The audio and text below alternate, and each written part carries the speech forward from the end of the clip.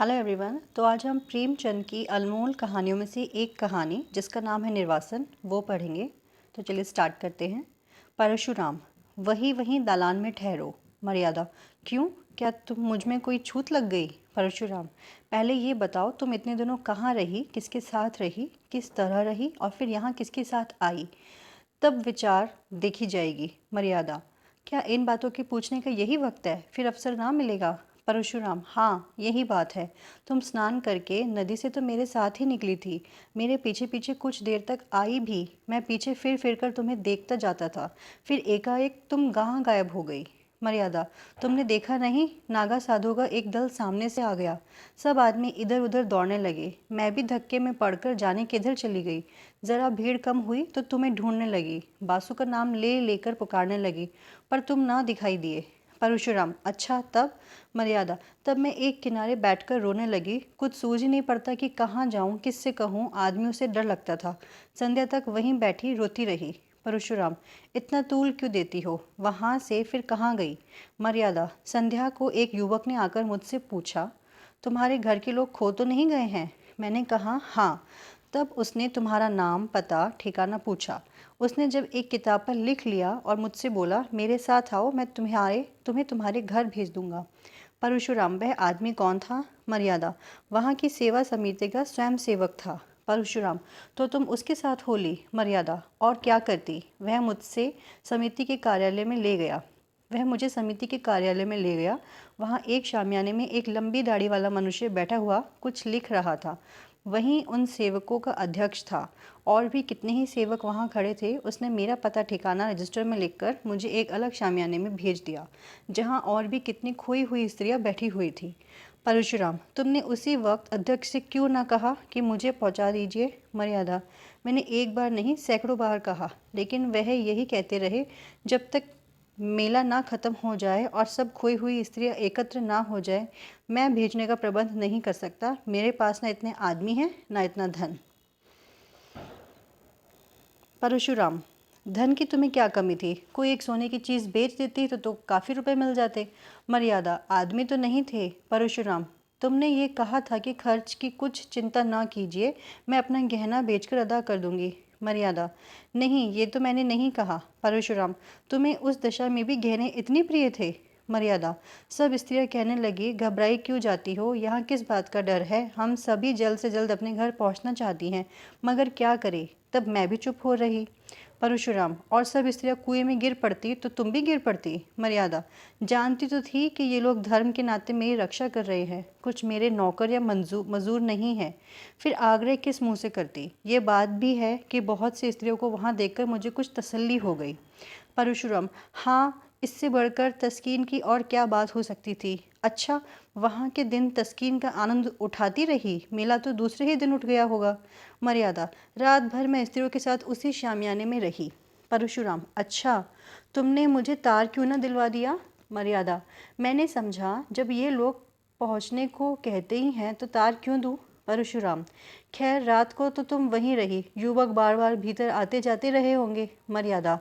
केवल एक बार एक सेवक भोजन के लिए पूछने आया था, जब हम सबों ने खाने से इनकार कर दिया तो वह चला गया और फिर कोई न आया, मैं रात भर जागती ही रही। परशुराम। ये मैं कभी न मानूंगा कि इतने युवक वहाँ थे और कोई अंदर ना गया होगा। समिति के युवक अवकाश के देवता नहीं होते। खैर, वह दाढ़ी वाला अध्यक्ष तो ज़रूरी देखभाल करने गया होगा। मर्यादा। हाँ, वह आते थे, पर द्वार पर से पूछ पूछ कर लौट जाते थे। हाँ, जब एक महिला के पेट में दर्द होने लगा था तो 2-3 बार दवाई पिलाने आए थे। परशुराम। निकली ना वही बात, मैं इन धूर्तों की नस नस पहचानता हूँ, विशेषकर तिलक मालाधारी दड़ियलों को मैं गुरु घंटाली समझता हूँ। तो वह महाशय कई बार दवाई देने गए। क्यों, तुम्हारे पेट में तो दर्द नहीं होने लगा था? मर्यादा। तुम एक साधु पुरुष पर आक्षेप कर रहे हो। वह बेचारे एक तो मेरे बाप के बराबर थे, दूसरी आंखें नीचे किए रहने के सिवाय कभी किसी पर सीधी निगाह नहीं करते थे। परशुराम। हाँ, वहाँ सब देवता ही देवता जमा थे। खैर, तुम रात भर वही रही, दूसरे दिन क्या हुआ? मर्यादा। दूसरे दिन भी वहीं रही। एक स्वयं सेवक हम सब स्त्रियों को साथ में लेकर मुख्य मुख्य पवित्र स्थानों का दर्शन कराने गया। दोपहर को लौटकर सबों ने भोजन किया। परशुराम, तो वहाँ तुमने सैर सपाटा भी खूब किया, कोई कष्ट न होने पाया। भोजन के बाद गाना बजाना हुआ होगा।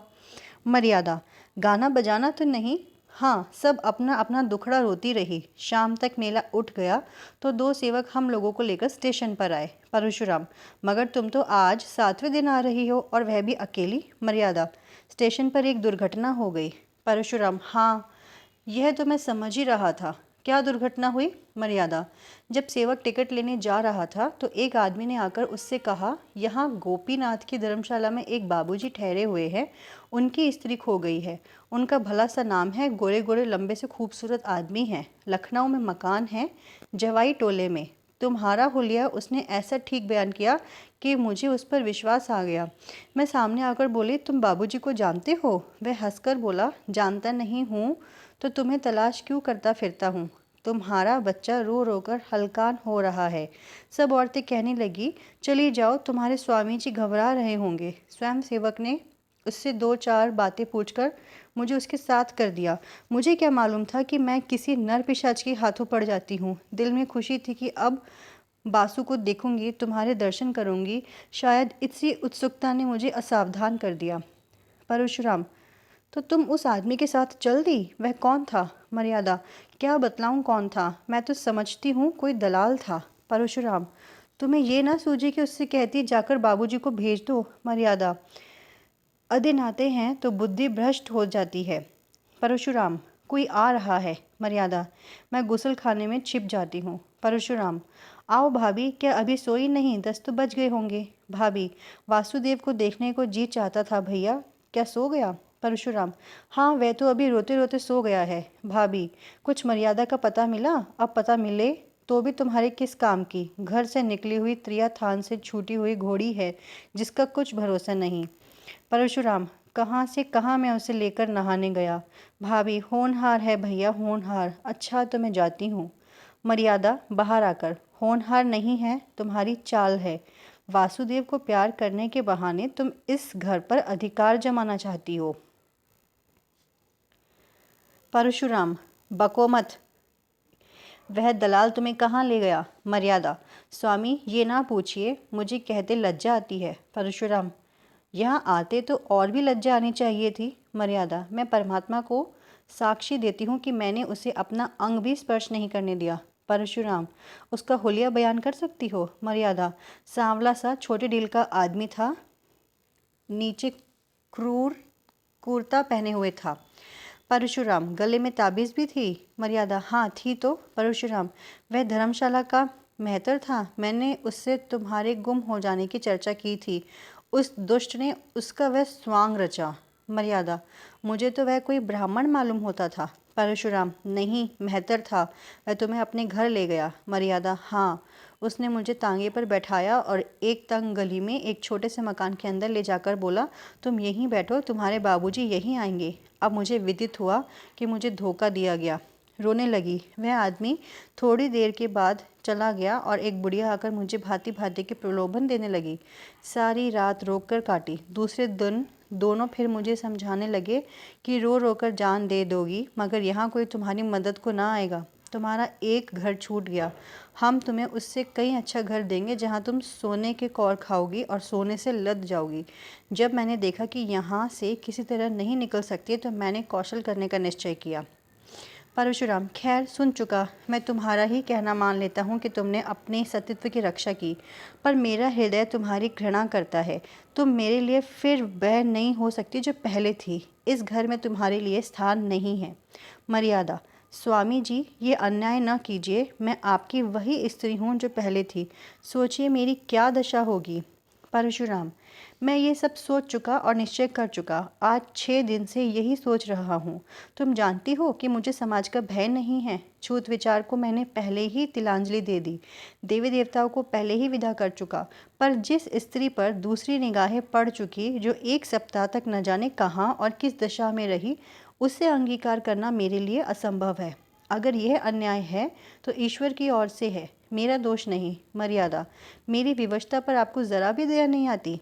परशुराम, जहाँ घृणा है वहाँ दया कहाँ। मैं अब भी तुम्हारा भरण पोषण करने को तैयार हूँ।